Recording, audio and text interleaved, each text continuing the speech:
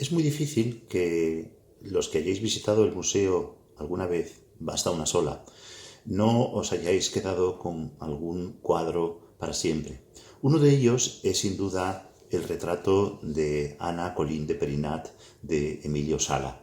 Es sin duda alguna no solo uno de los mejores retratos de la pintura valenciana y española del siglo XIX, sino yo creo que uno de los grandes retratos que se pintan en ese momento en toda Europa. Es un retrato espectacular e impactante, que seguramente que si yo ahora me pregunto que por qué os gusta eso, pues lo mejor sería quizá callarse y admirarlo. Pero voy a responder a ese reto que yo mismo me he planteado y ofreceros dos razones por las cuales ese retrato es un retrato tan especial.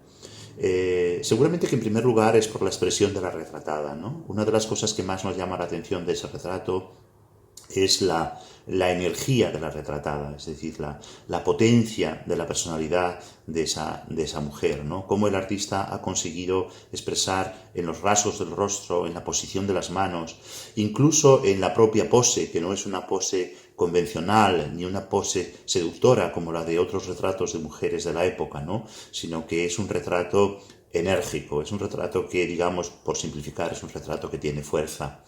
Y luego hay otra razón de tipo plástico, cómo eso se consigue con una extraordinaria simplicidad, pero esa simplicidad revela una gran maestría de artista, ¿no? Es decir, ese contraste entre realmente dos tonos de color, ¿no? El negro y el fondo dorado, que son realmente los únicos elementos plásticos, ¿no? Cómo la simplicidad realmente resulta muy efectista. Y cómo está pintado ese negro, cómo el artista realmente demuestra esa habilidad para que ese negro esté modulado, ¿no?